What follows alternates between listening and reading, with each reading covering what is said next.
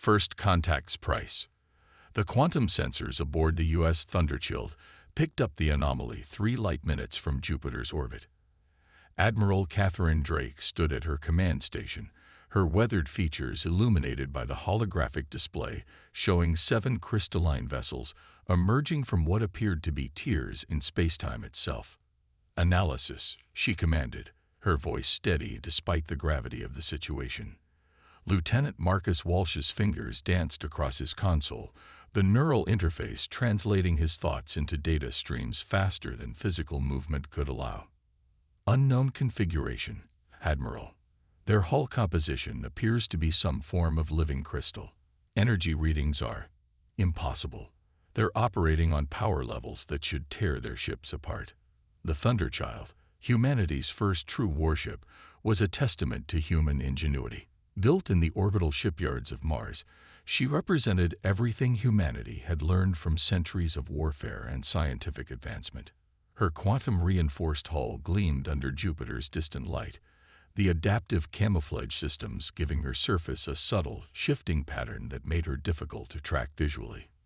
Before Drake could respond, every screen on the bridge lit up with a transmission.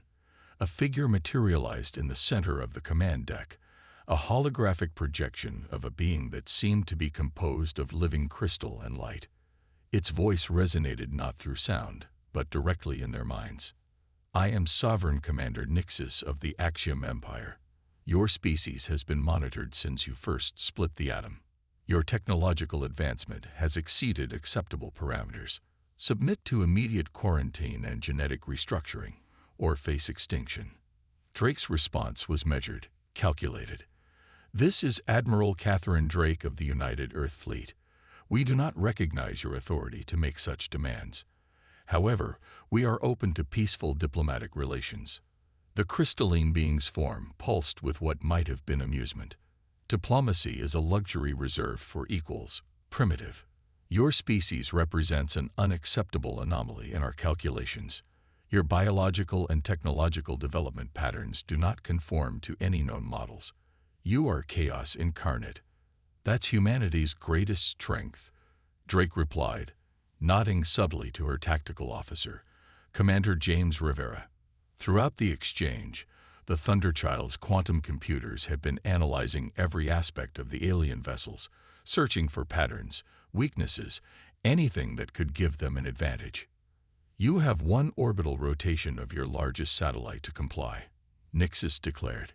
"After that, we will begin the purification process." As the hologram faded, Drake turned to her crew. "Status of the quantum shield modifications. Complete, Admiral," Chief Engineer Raven Puttle reported from engineering. "The theoretical models suggest we can match their power output, at least temporarily, but we'll be pushing the reactors beyond safe limits." Drake allowed herself a grim smile. "Humanity's entire history is about pushing beyond limits, Chief. Begin battle preparations. If they want to see chaos incarnate, we'll show them why humanity survived every catastrophe our world could throw at us." The next 12 hours were a flurry of activity. The Thunderchild's crew worked tirelessly, preparing for what could be humanity's first interstellar war. Drake spent the time reviewing historical battle tactics, everything from ancient naval warfare to modern space combat simulations.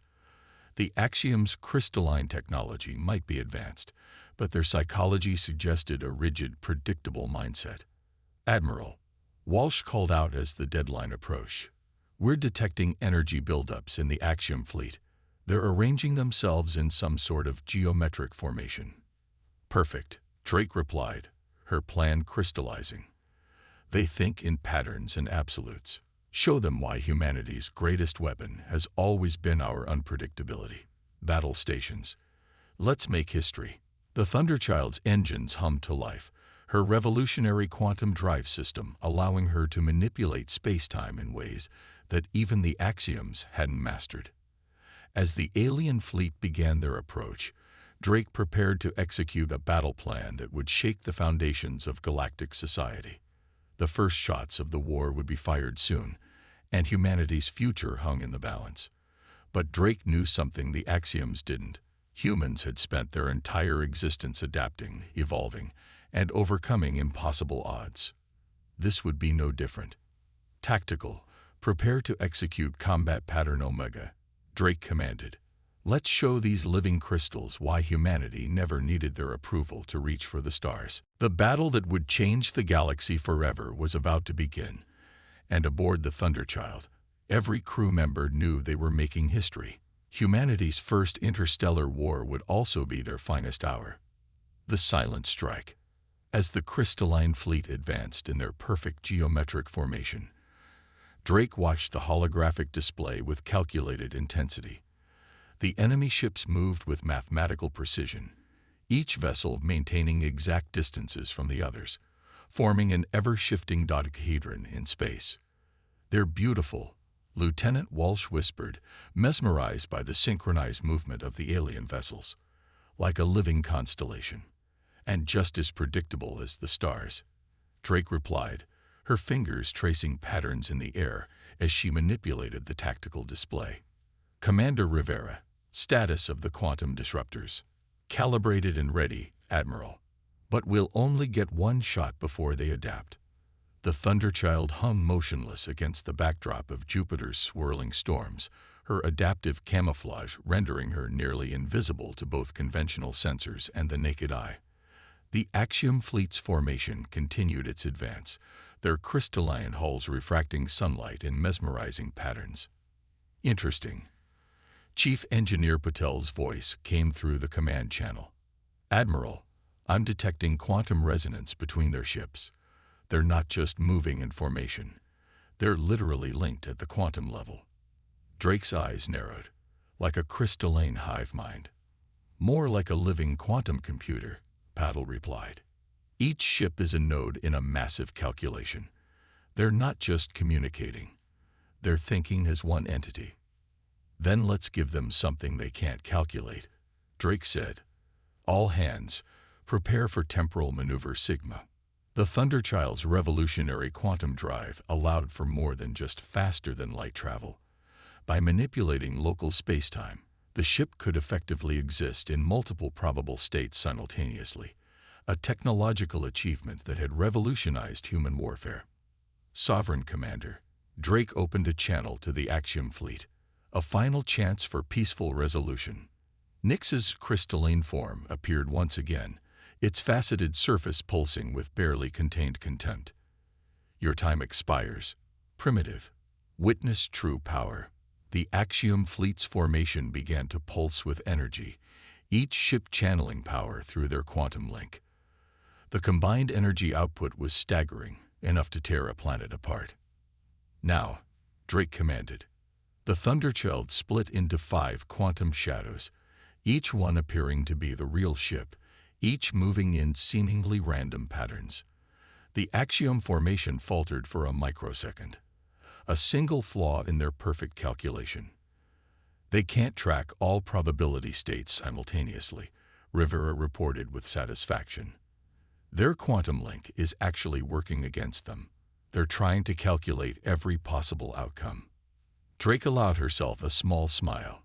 "Humanity's greatest strength isn't our technology, Commander. It's our ability to embrace chaos. Fire quantum disruptors, pattern delta."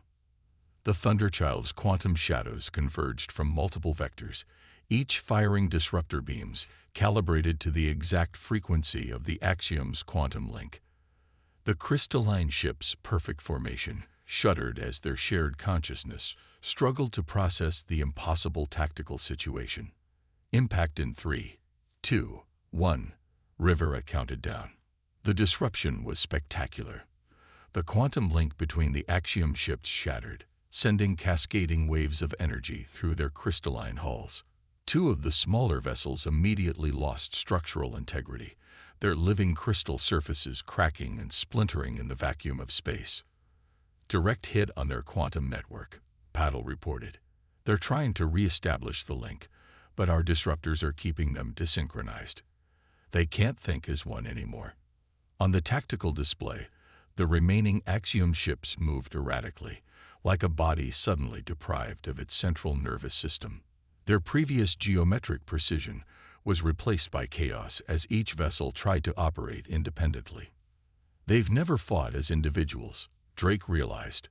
Their entire tactical doctrine is based on quantum-linked group consciousness.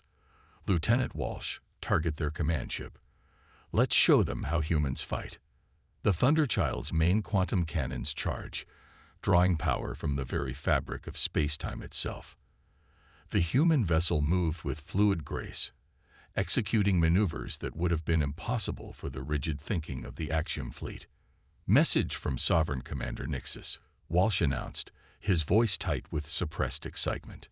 Put it through, Drake ordered. Nix's holographic form appeared, but now it flickered and distorted, the perfect crystalline symmetry disrupted. This is impossible. Our calculations were perfect. Your tactics defy logic. That's because we don't rely on logic alone, Drake replied. Humanity survived and evolved through instinct, intuition, and our ability to act without perfect information. Your greatest weakness is your need for certainty. The battle was far from over, but in that moment, the galaxy's balance of power had shifted. The myth of axiom invincibility had been shattered along with their quantum link, and humanity had announced its arrival on the galactic stage in spectacular fashion. Your species is a mistake, Nixus declared, its voice carrying a new emotion. Fear, an aberration in the cosmic order. No, Drake corrected, her finger hovering over the firing control. We're evolution in action. And you're about to learn why humanity has survived everything our universe has thrown at us. The next phase of the battle was about to begin, and the Axioms were about to learn that their perfect calculations had failed to account for humanity's most unpredictable quality, our ability to defy expectations. Hearts of steel. The battle shifted into the Ganymede asteroid field, a chaotic maze of spinning rocks and ice that perfectly suited humanity's irregular warfare tactics. The Thunderchild weaved through the debris with impossible precision, her quantum drives allowing her to predict and exploit the complex gravitational interactions between the asteroids. 5 Axiom vessels remaining, Rivera reported, his hands dancing across the tactical controls. They're attempting to re-establish their quantum link, but the asteroid field's natural radiation is working in our favor. Drake studied the tactical display, watching as the crystalline ships struggled to coordinate without their shared consciousness. Each vessel now moved independently, but their movements were stiff, unnatural, like masters of chess suddenly forced to play boxing. Admiral, Patil's voice crackled through the comm. I've made an interesting discovery about their crystalline structure. It's not just their ships. Their entire species seems to be based on quantum-aligned crystalline matrices. Explain, Drake commanded, even as she ordered another series of evasive maneuvers. Their biology, their technology, even their thought processes. Everything is built on perfect mathematical harmony. They don't just use quantum computing. They are quantum computers. But that makes them vulnerable to quantum uncertainty. A massive asteroid exploded nearby as one of the Axiom ships tried to flush out the Thunderchild with a wide-beam energy blast. Drake used the debris cloud as cover, implementing a strategy that would have been suicide for any other ship. Sovereign Commander, she opened a channel to Nix's vessel. Your ships are scattered. Your perfect formation is broken. Surrender, and we can end this without further bloodshed. The response came not as words, but as a massive energy surge from the Axiom command ship. The beam cut through space, vaporizing asteroids in its path. But the Thunderchild wasn't there. Drake had anticipated the attack, using the ship's quantum state manipulation to phase through a nearby asteroid. They can't adapt, Walsh observed, monitoring the enemy movements. Their responses are becoming more erratic. It's like they're experiencing cognitive breakdown. Drake nodded.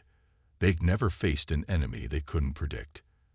Their entire civilization is built on certainty, on knowable outcomes. We're not just fighting their ships, we're fighting their entire worldview. The Thunderchild emerged from its quantum phase behind one of the smaller Axiom vessels. The crystalline ship tried to turn, its movements jerky and uncoordinated. The human vessel's quantum disruptors fired, shattering the alien ship's structure at the subatomic level. 4 remaining, Rivera announced. But Nix's command ship is gathering energy for something big. These readings are off the charts. On the main screen, the Axiom command ship began to pulse with blinding light. Its crystalline surface fractured and reformed repeatedly, as if the vessel itself was struggling to maintain its coherence. They're attempting to force a quantum synchronization, Patil warned.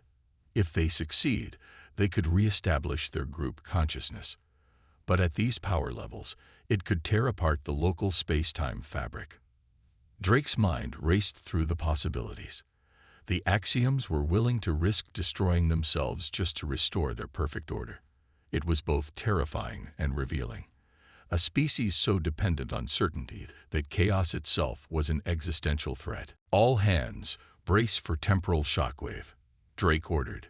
Patil, divert all available power to the quantum shields. Rivera, prepare to execute attack pattern Omega-3. The Axiom command ship's light reached impossible brightness, its crystalline structure now vibrating at frequencies that threatened to shatter reality itself.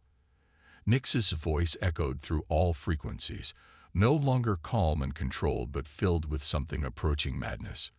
If we cannot impose order, then let chaos consume all. The Thunderchild's crew watched in horror and fascination as the massive alien vessel began to collapse in on itself, its perfect crystalline structure becoming a singularity of pure quantum energy. But Drake had seen something like this before, in the historical records of humanity's early quantum experiments. They're not trying to destroy us, she realized aloud. They're trying to reset local space-time. To undo their defeat, Lieutenant Walsh turned from his station, his eyes wide. Is that even possible? They think in absolutes, Drake replied, a plan forming in her mind. So let's show them something absolutely impossible. As the quantum singularity began to form around Nix's ship, Drake prepared to execute a maneuver that would either save them all or tear the Thunderchild apart. The fate of humanity's first interstellar war hung in the balance, and the next few moments would determine whether chaos or order would prevail in the galaxy. Breaking the chain. The quantum singularity pulsed like a newborn star, distorting space-time around Nix's command ship. The remaining Axiom vessels moved into position, their crystalline hulls resonating with the temporal distortion. They're creating a quantum feedback loop, Patil reported, her voice tight with concentration, using the singularity to amplify their synchronization attempts. If they succeed, they'll rewrite the last hour of space-time. Drake's response was immediate. Initiate quantum shadow drive. Full power to all systems. The Thunderchild's revolutionary drive system engaged, splitting the ship into multiple quantum states once again. But this time, Drake had something different in mind. Instead of using the shadows for evasive maneuvers, she ordered them to synchronize with the Axiom's own quantum frequency. Admiral, Rivera warned, if we match their resonance pattern, we'll be pulled into their consciousness network if they succeed. Exactly, Drake smiled grimly. But they're forgetting something fundamental about human consciousness. We're not just chaos. We're adaptive chaos. The Thunderchild's quantum shadows began to pulse in rhythm with the Axiom ships, appearing to join their desperate attempt at synchronization. Nix's voice boomed across all frequencies, triumphant. Yes, submit to the perfect order. Join the grand calculation. But Drake had studied her enemy well. The Axiom's greatest strength, their unified consciousness, was about to become their greatest weakness. As the quantum resonance reached its peak, she gave the order that would change everything. Now, Patil, execute Protocol Pandora. The Thunderchild's quantum shadows didn't just match the Axiom's frequency. They introduced a cascading series of random variables into the quantum network. Human consciousness, with all its beautiful irregularities and contradictions, crashed into the Axiom's perfect mathematical order like a tsunami hitting a crystal palace. The effect was instantaneous and devastating. The quantum singularity wavered as it was bombarded with countless variations of possibility: hope, fear, doubt, creativity, intuition, and every other aspect of human consciousness that defied pure logic. Their network is collapsing, Walsh reported, watching in awe as the crystalline ships began to shudder. The random variables are multiplying exponentially. They can't process the chaos. Drake watched as Nixus's mighty command ship began to lose coherence, its perfect crystalline structure unable to maintain integrity under the assault of human unpredictability. The quantum singularity, meant to reset their defeat, instead became a mirror reflecting the fundamental difference between their species. Admiral Paddle's voice was filled with wonder. They're not just failing to synchronize. They're experiencing individual consciousness for the first time. The chaos is waking them up. On the main screen, the crystalline ships stopped their coordinated movements. One by one, their signals changed, becoming erratic but also uniquely individual. The quantum singularity collapsed in on itself, taking with it the axiom's chance at enforcing their perfect order. Nixus's final transmission came through, but it was different now. Broken, yet somehow more alive. What is this sensation? These possibilities. These choices. That's freedom, Drake replied softly. The freedom to be uncertain, to question, to change. The battle was over, but its implications were just beginning to ripple through the galaxy. The remaining Axiom ships hung motionless in space, their crews experiencing individual thought for the first time in their species' history. Orders, Admiral Rivera asked, his tactical display showing the disabled but still intact enemy vessels. Drake stood from her command chair, looking at the scattered debris field that had been the battlefield for humanity's first interstellar victory. Open a channel to Earth Command. Tell them that we didn't just win a battle today. We introduced a species to the concept of free will. The Thunderchild's crew watched as the crystalline ships began to emit new signals, not the perfectly coordinated patterns of before, but unique individual attempts at communication. Humanity's greatest weapon had proven to be not their technology or tactics, but their very nature as beings of beautiful, unpredictable chaos. Dawn of a new era. The blue marble of Earth filled the Thunderchild's main viewport as Drake prepared her report for the United Earth Council. Behind her ship, escorted by a newly arrived human fleet, the surviving Axiom vessels followed, no longer as enemies, but as refugees from their own perfect order. Final status report, Drake requested, studying the quantum readings from the transformed crystalline ships. The individualization process appears to be permanent, Patel confirmed from engineering. Each Axiom vessel is developing its own unique quantum signature. They're becoming individuals. Walsh added from his station, we're receiving thousands of separate communications from their ships now. Each crystal entity is trying to express itself differently. It's like watching children discover language for the first time. The victory had cost them dearly. Sections of the Thunderchild still bore scars from the quantum battle, and the ship's revolutionary drive would need months of repairs. But they had achieved something far greater than military superiority. Message from Nixus's ship, Rivera announced. Audio only. Put it through, Drake ordered. The voice that came through was hesitant, broken, but filled with something new, wonder. Admiral Drake, each moment, new thoughts, new possibilities. Our perfect unity was imperfect, incomplete. You have not destroyed us. You have awakened us. Drake smiled. That's what humanity does best, Sovereign Commander. We challenge assumptions. We break patterns. We evolve. No longer sovereign, the crystalline being replied. That title belonged to unity. I am simply Nixus now, one voice among many. The implications were staggering. The Axiom Empire, which had dominated this sector of the galaxy through perfect unity and mathematical certainty, was transforming. Each crystalline being was beginning to think independently, to question, to dream. "Admiral," Patel called out, excitement in her voice. "You need to see these readings, the axiom's crystalline structure. It's not just allowing individual thought now. It's evolving, adapting. They're developing the ability to learn and change at the quantum level." Earth Command's response to Drake's initial report had been cautious but optimistic. The threat of the Axiom Empire had been neutralized not through destruction, but through transformation. Humanity's first interstellar conflict had ended not with the annihilation of an enemy, but with the birth of a new civilization. "Orders from Earth Command, Admiral," Walsh announced. "We're to escort the Axiom vessels to the Mars diplomatic station. The Council wants to establish formal relations with the individual representatives."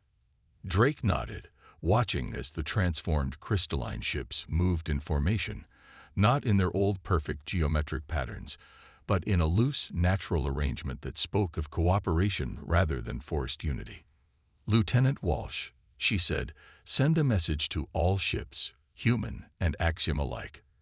Today marks not the end of a war, but the beginning of an understanding. In chaos, we found harmony.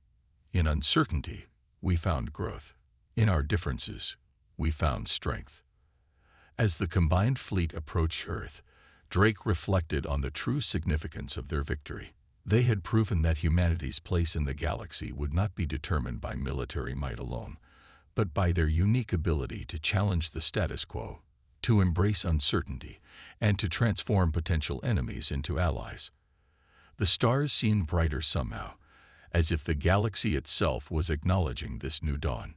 Humanity had announced its presence to the cosmos not just as warriors, but as catalysts for change, as bearers of the beautiful chaos that drove evolution itself. "Set course for home," Drake commanded, watching as Earth grew larger in their view. "We have a new story to tell the galaxy." The Thunderchild led the fleet toward Earth's orbit, her quantum-scarred hull glinting in the sunlight, a testament to the battle that had changed everything. The age of perfect order was over. The age of beautiful chaos had begun. The end.